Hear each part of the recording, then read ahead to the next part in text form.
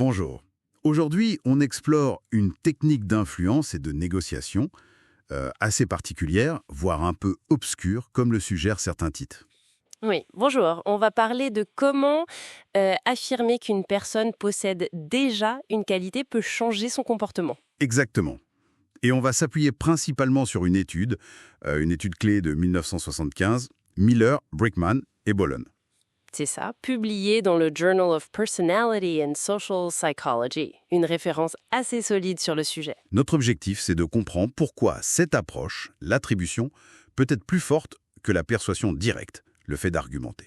Alors justement, l'étude compare ces deux méthodes. D'un côté, la persuasion, on explique à quelqu'un pourquoi il devrait agir d'une certaine façon. Par exemple, ne jetez pas vos papiers par terre, c'est important pour l'environnement, pour la propreté. Voilà. Et de l'autre côté, l'attribution. Là, on dit à la personne qu'elle est déjà comme ça. On lui dit « vous êtes quelqu'un de propre », par exemple, même si ce n'est pas forcément vrai au départ. C'est un peu ça l'idée, oui. Et le résultat de l'étude est assez frappant. Oui, la conclusion, c'est que l'attribution a été plus efficace. C'est ça. Nettement plus efficace, oui. Dans l'expérience qu'ils ont menée, ils ont pris des élèves, je crois, Mhm. et ils ont testé les deux approches pour réduire les déchets jetés par terre. D'accord. Eh bien, le groupe à qui on a dit « vous êtes des personnes propres et ordonnées » a significativement moins jeté de détritus par la suite. Ah oui, plus que le groupe qu'on a essayé de persuader avec des arguments. Oui, beaucoup plus. Et l'effet était même plus durable dans le temps, apparemment. C'est fascinant. Mais alors, pourquoi ça marche exactement? Quel est le mécanisme psychologique derrière ça?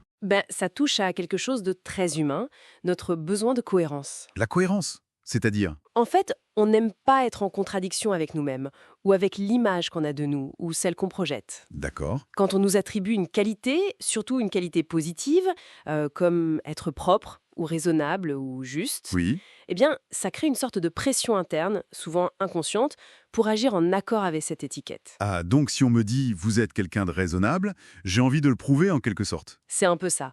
Agir de manière déraisonnable après ça créerait une dissonance, un inconfort psychologique. On cherche à aligner nos actes sur cette image positive. Je vois. C'est subtil comme approche. J'apprécie que vous soyez quelqu'un de raisonnable ou je sais que l'équité est importante pour vous.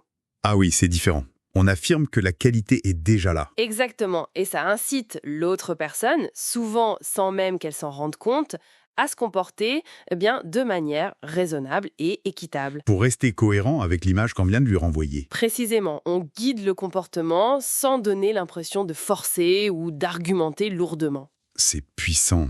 Mais est-ce que ça marche toujours, si l'écart est trop grand entre l'image et la réalité? C'est une excellente question. L'étude suggère que ça marche mieux si c'est crédible. Mhm. Si on dit à quelqu'un de notoirement injuste « vous êtes l'incarnation de la justice », ça risque de tomber à plat, voire d'être perçu comme ironique ou manipulateur. D'accord. Donc, il faut une certaine finesse, une certaine plausibilité. Oui, la subtilité est clé.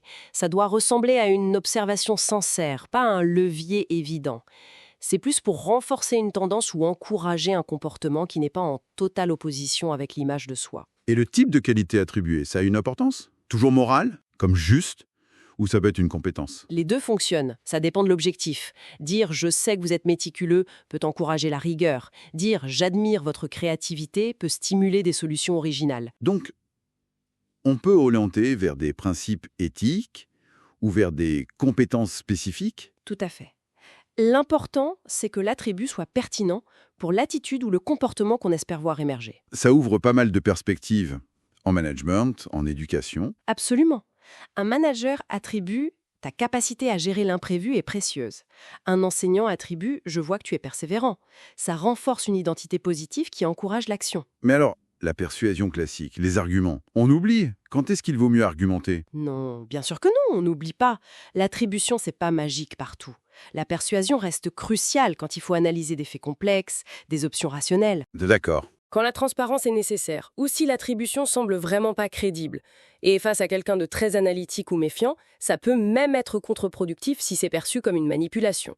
Il faut choisir son outil en fonction du contexte et de la personne. Exactement. Le contexte, la personnalité, la crédibilité de l'attribution, tout ça joue.